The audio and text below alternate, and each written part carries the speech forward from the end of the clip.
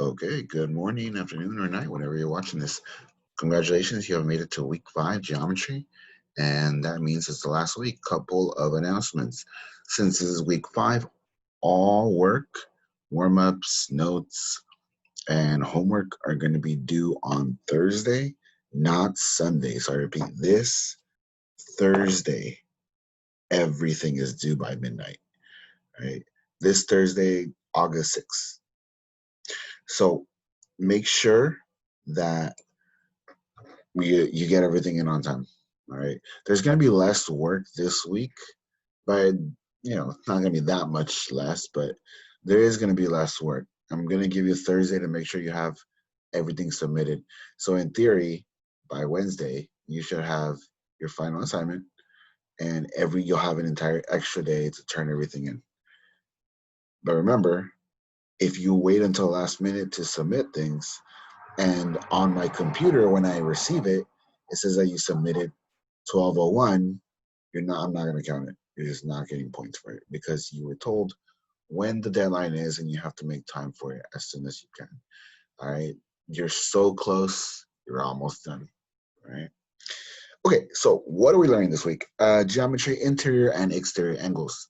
So these are some vocabulary that you need to write down. Interior angles is formed by two sides of a polygon, right? Uh, Polygon sum theorem is one of the things that we're going to be learning. The sum measure of interior angles of a convex polygon with sides n is n minus 2 times 180. In other words, I can figure out how many degrees are in any shape as long as I know the sides. And this is based off of how many triangles can fit in each shape. And that'll be clear in the next slide. But for now, I'll just go ahead and write that down. The exterior angles theorem, which is another theorem you're going to be doing, is an angle formed by one side of the polygon and an extension of the adjacent side. Exterior angles formed by linear pairs of the interior angles. And remote interior angles is an interior angle that is not adjacent to the exterior angle. Okay, so I have a little graphic here, right? So what does all this mean?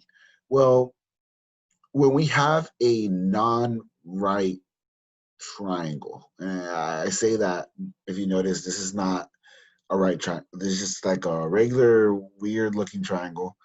And instead of, the line stopping here, it kind of goes on, right? It kind of just goes on past. And since the line continues on the bottom, it makes what we call an exterior angle, right? It makes an exterior angle, and that's this thing. Let's go ahead and put an X on there. What the remote interior angles you're saying is the angles that are not attached to it. So if you notice, there's like an extra angle that could be made here. We're not doing that. We're not doing anything with that. Okay. So let me go ahead and undo that. So when we're talking about exterior angle, we're only talking about the angle that forms outside of the triangle. And when we're talking about the remote interior angles, it's the two angles inside of the triangle that are not sharing the same line as the exterior angle. In other words, is these other two. You see how they're like kind of opposite to it? And they also are not part of this, right? This little section, we're not doing that, okay? I cannot stress that enough. Okay, so let's move on. The theory behind the polygon sum theorem is that we can find how many degrees are in any polygon. A polygon is just a shape, and the first part of any of them, it tells you how many sides it'll have. So for example, I have a table here under the polygon section, right here. Oh man, I don't know what I'm doing there. All right, let's see. Let's undo that. Okay, the polygon section, right, tells me a couple of different ones. Just by knowing its sides, I actually technically know how many triangles are in there. We're going to break down all these shapes into triangles because if you notice down below, triangles are the basis of all of these shapes, whether they look like it or not. And the more sides you get, the more triangles you can actually make within that shape. And this rule goes on forever and ever into infinity. And the closer you get to infinity, the closer you get to circles, in which case you'd have to use pi and all these other things, right? That's actually a little bit of calculus that you're getting into, but that's not what we're going to really get into. What we're going to focus on here is just this simple relationship, right? A triangle, for example, has 3 sides. How many triangles fit into a triangle? Just one, because it's the basic one. And how can we use this equation to verify that? Well, we have n, where n is the number of sides of a shape, right? So that's this, right? That's what n is. The number of triangles is just kind of a neat thing, so you can visually see what I'm talking about, right? So n minus 2 times 180 degrees. So a triangle has 3 sides, so n is 3. Therefore, 3 minus 1 is 2.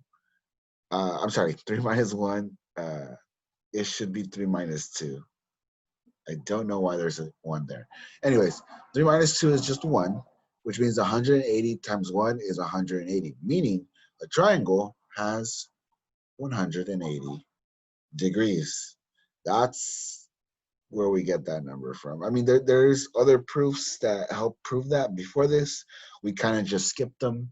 For now, just know that that is true, and this is the basis for the rest of the shapes we have. A quadrilateral, right? A quadrilateral is a 4-sided shape. A 4-sided shape, like a, I don't know, rectangle here, or like a rectangle, if you cut it in half, like this, if you put a diagonal to 2 of the points, you end up with 2 triangles, right? 1, 2. And so far, everything checks out. Let's go ahead and plug it into the equation and see what we get. 4 sides, right? If your n is 4, so 4 minus 2 is 2. 2 times 180 is 360 degrees. There should be 360 degrees in a quadrilateral. And if you've taken geometry before, this should be familiar. These are things that we normally just make you memorize, but this is the reason why they are the way they are, okay? So same thing, I can do this with any shape imaginable as long as I know the sides. Pentagon, 5 shapes, 3 triangles possible within that pentagon if we start off from a single point, right? Then 5 minus 2 is 3. 3 times 180, 540 degrees in a pentagon. A decagon, let's get a little harder. 10 sides, right? 10 sides, and that's my attempt at a 10-sided whatever, right? And how many triangles can be made if I just pick one point and draw lines? And so I see how many triangles I can make. Turns out I can make 8. And how does that help me? Well, if you think about it, if a triangle is 180 degrees, right? 8, and there's 8 triangles, so 180 times 8 should give me my answer. But if you want to verify that, why don't you go ahead and put it into the equation? 10 minus 2, right? Because there's 10 sides. 10 minus 2 is just going to give you 8. And then 8 times 180 gives you 1,440. Hey, look at that. This is why it's called a theorem, because it's been proven. It works no matter which way you put it. And this is going to be the basis of what we're doing, okay? Okay, so this equation here, right? This whole sum of the interior angle measure, this equation n minus 2 times 180 is what you're going to be using. But you're not only going to be using that, you're going to be doing this in a 2-step process. Let's take a look at an example of one of the problems you're going to be doing, right? So here it says using the polygon subtheorem, right? Problem, for a nonagon shown, find an unknown angle measure. Nonagon, don't worry about that word. It just, non in this case just means we don't know the number of sides, even though you can kind of just count, right? But it just means that they don't want to tell you how many sides there are, so they force you to count. That's non just means that you don't know how many sides it is. Don't worry about it. So anyways, in this shape, I know it's not as well drawn as some of my other ones, but I just wanted to show you that there's essentially 9 sides to this, right? And that gives us, let's see, 1, 2, 3, 4, 5, 6, 7, 8, 9 angles to work with, right? All of them are labeled except one. There's one angle that we don't know. It's an X right there. We need to figure out what it is. Okay, step 1. We're over here now. Step 1, Use the polygon angle sum theorem to find the sum of the interior angles. So we're going to start with the formula n minus 2 is 180. Now we know that n is the number of sides, and I counted earlier and I found that there's 9 sides to the shape, so n is equal to 9. So I just plug in 9 into the equation to figure out my total amount of degrees possible within this shape. So 9 minus 2 is 7, and then 7 times 180, put it to the calculator, 1,260 degrees. Okay, am I done? No. That is just my total amount of degrees possible. That's not what they're asking me. The problem is asking me, can you find out what the missing side, the missing angle is? Sorry, the missing angle. What is x, essentially, is what they're asking me. And I used the formula, but all it did was tell me the total amount of degrees possible within it. It didn't tell me what x was. But we know that if we were to add whatever x is to all the other angles, we would get our total, and our total would be 1260. That's what I just figured out. So now we can move on to step 2. Step 2. Now that we know what the total should be, we make an equation. We're going to add up all the angles, including x, and have them equal to the total degrees from the last step. And then once we do that, we're going to do step 3, which is basically just solve your equation, is what it is. But I added the steps just in case. Add all your known angles, then isolate variable x using the inverse operations to find your missing side. This is all algebra stuff that we've been doing the last couple weeks. So all I did was I listed all of my angles, and then I tacked on plus x at the end. Then I put equals to my total amount of degrees that I used the other formula to figure out, 1,260, right? At this point, when I added them all together, I ended up with 1,102 degrees plus x, because I can't just add x to the number. I don't know what x is, so I can't add it. That's why it's there. Equals 1,260. I haven't done anything with 1260 yet. But now I have to isolate the variable, right? I have to isolate the variable using inverse operations right here. Since 1,102 is positive, I have to subtract it from both sides, so I can cancel this out. And I subtract 1,102 from 1,260 to get x is equal to 158, meaning that missing side is 158 degrees. And that is what they're asking me. And I believe this is to the extent in which you will be using this. You will be finding measures one way or another. They might try to trick you here and there by throwing like a random thing your way, like this. Solving using context, right? Technically, I've told you everything you needed to know in order to solve any of these kind of problems. Really, you just do the same thing I just asked you. But what if they give you a shape like this and they don't give you all the degrees?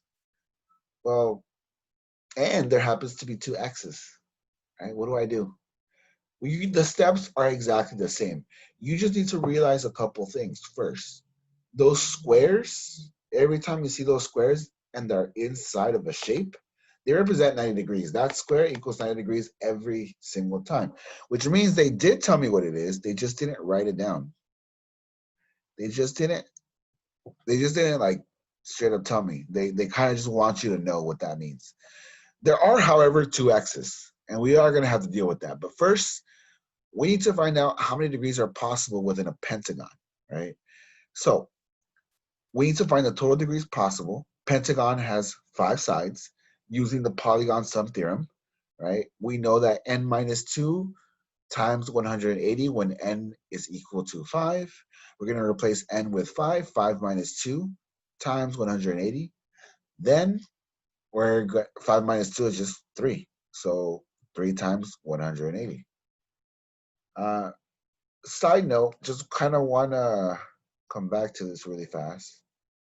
But that 3 actually represents the number of triangles possible within, right? I just want you guys to realize that, like, all shapes are made of triangles in one way or another, even circles, assuming you approach infinity number of triangles. But I just really want to point that out because that's actually really important to why this formula is so simple, but it has a lot of theory behind it, surprisingly enough. And is the basis for a lot of things that come after this, which we won't be able to get to unless you're taking the B part of this class. Anyways, so step 2, right? Now that we know the total degrees possible, which is 540 degrees in the pentagon, we set up our equation. We add up all known angles with our variables and equate them with the degrees possible from the previous step. And we solve the equation. So by setting up the equation, we know that all those 90s, we have to add them together. So we have 90 plus 90 plus 90 plus, and I have 2 x's. So I have x plus x, right?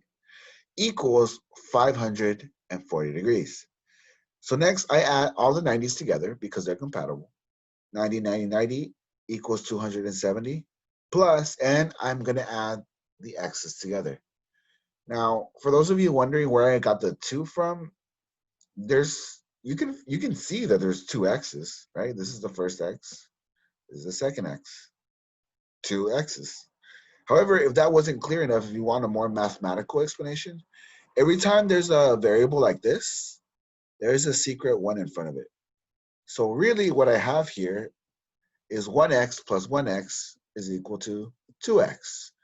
And this 2x is where that came from, right? So that's really what I did. I just kind of combined the 2x's into one of those, right? So I have 270 plus 2x is equal to 540. Next, we want to use inverse operations. Remember, inverse operations is just doing the opposite to get rid of something so that the x is by itself. So we want to get rid of that 270. Since it's positive, we want to do the opposite of positive, which is negative. We're going to subtract 270 from both sides of the equation. We subtract it from here, and we're going to have to subtract it from 540, which is on the right side of the equation. So 540 minus 270 gives us 270. The 2 just kind of comes down, right? It's on the left side of the equation. It kind of just comes down. We haven't done anything with it. So 2x is equal to 270. At this point, we still need to isolate the x, and there's a 2 in front of it. The 2 and the x are technically multiplying, right, in case you didn't know. So if they're multiplying, we just do the opposite of multiplication, which is division. So we divide both sides by 2. So 270 divided by 2 is just 135. Right?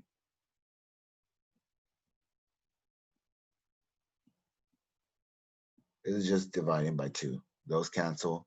X equals 135. Okay? Okay. So you'll see problems like this. You'll see problems like the last one. It shouldn't be too bad. The actual math isn't that bad.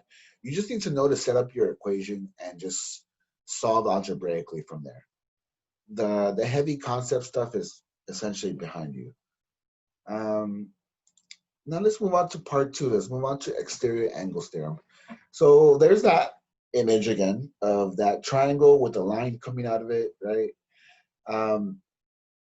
The measure of an so what is the exterior angle theorem? The exterior angle theorem says, and the definition is, by the way, right here.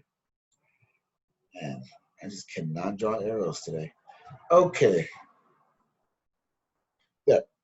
The measure of the exterior angle of a triangle is equal to the sum of the measures of its remote interior angles. Now, the remote interior angles are these on the opposite side, right? If I add those 2 together, they should equal this one angle that's on the outside of that triangle. That's what the theorem says, right? So if the problem says find the exterior angles, right? And the problem is down here, by the way. We have triangle MNP.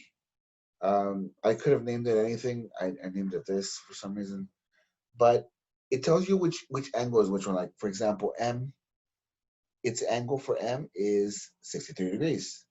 The angle for N is an equation. It's 3x plus 7, right? Well, it's more like an expression, not an equation, because there's nothing equaling that.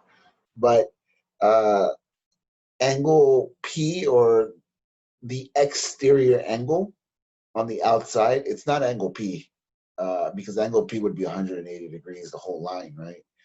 We only want part of it. We only want the exterior part, which happens to be 5x plus 50. Now, we know from the theorem, those other two angles add up to equal the exterior angle. So why don't we go ahead and set up our equation right here, and we jump here.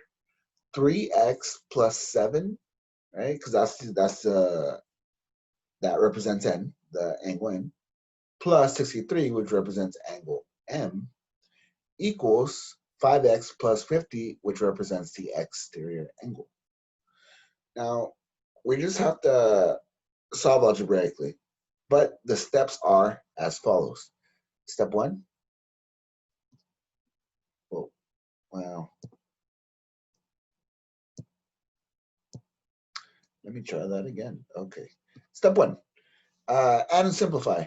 So we know that the 63 and the 7 are normal numbers, so we can just add them together. But we can't add those numbers to 3x because 3x has 3 times x. That's a whole nother thing. So 3x plus 70 is equal to 5x plus 50, right? At this point, we need to start isolating the x's. There's x's on both sides of the equation. We only want it to be on one side. I chose to subtract 3x from both sides because it's easier and it would end up giving me a positive x. You could, in theory, subtract 5x from both sides, end up with a -2. And then the negative will eventually cancel itself out because you're going to end up with a negative on the other side. But I'd rather not deal with the negative, so I'm going to do -3. I'm always going to try to get rid of the smaller x and move the smaller x over to the other side. So that way I end up with a positive x, right? -3x on both sides, right? So this cancels out. So this 70 just kind of drops down, right? This is step 2. This is step 3. So 70 is equal to 2x now, plus 50. We still need to isolate the x. That's why it says isolate the x. We have to continue doing that. This time, I'm going to get rid of 50 because, it's on the right side. It needs to be on the left. So I'm going to subtract 50 from both sides, cancel this out. 70 minus 50 is 20, right? Then I just have to divide. I have to finish isolating the x because 2 times x, opposite of multiplication is division. So I'm going to divide both sides by 2. The 2's cancel out, and I'm left with x is equal to 10. Okay, so am I done? Is that my answer? Is x equal to 10? Is that what they were asking me? No, because yes, it's important. We figured out what x was, but that wasn't what they were asking us. The problem just says find the exterior angle. They want to know what the value, the degree is. And the degree is not 10 degrees. That's a big angle. That's an obtuse angle, right, from week 1. It's going to be bigger than 10. So what we have to do is we have to plug in x, 10, into my original equation. So that's down here, right? 5x plus 50, right? And, oh, I made a really, really bad mistake here. Let's go ahead and delete that and that.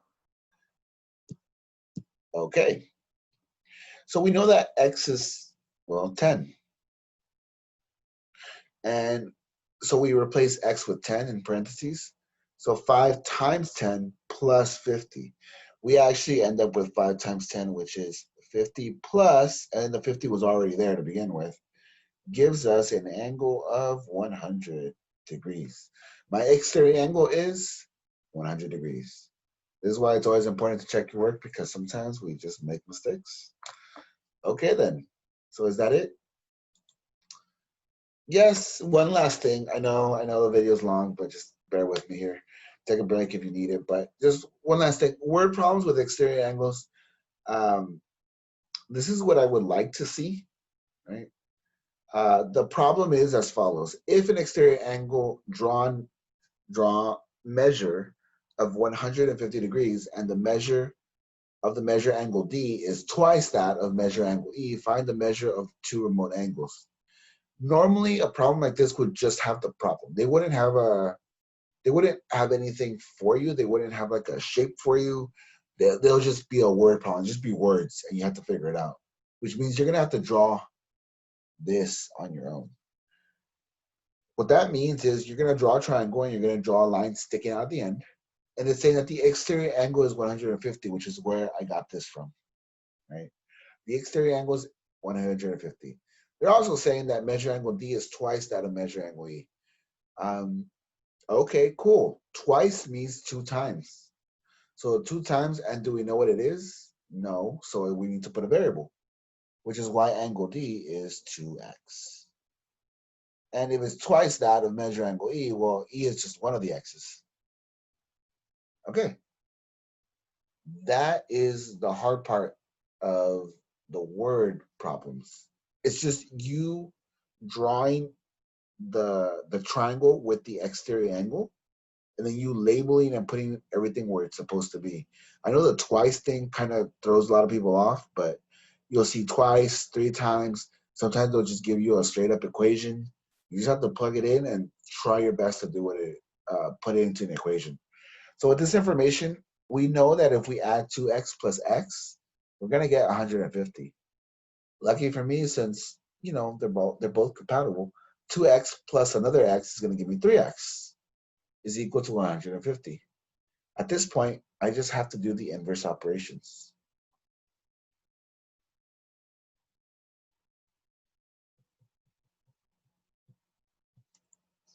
Okay, that just means that if the 3 is multiplying by the x, I have to do the opposite, which means I'm going to divide both sides by the 3. So let's divide both sides by 3. Cancel that. X is equal to 50. Cool. Is that my answer? Can I get away with just putting x is equal to 50? No. If you were to just put x is equal to 50, I guess I know what you mean.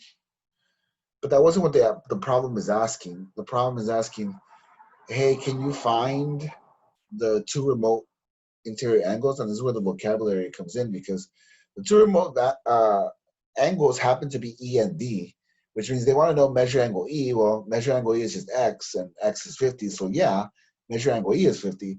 But there's another answer. They also want to know what measure angle D is, which is 2x, 2 times 50, which is 100. This would be the complete answer. And yes, I would like to see the work. If you just put the numbers, you're going to have points taken off. Because again, I'm looking for comprehension at this point, especially by the end of the class. You should have no problem doing this. And believe me, there were other lessons I could have picked that, involved a lot more math than this, but I just thought most of you guys did great last week, those of you that are left anyways. And, I just thought this is a good place to end it.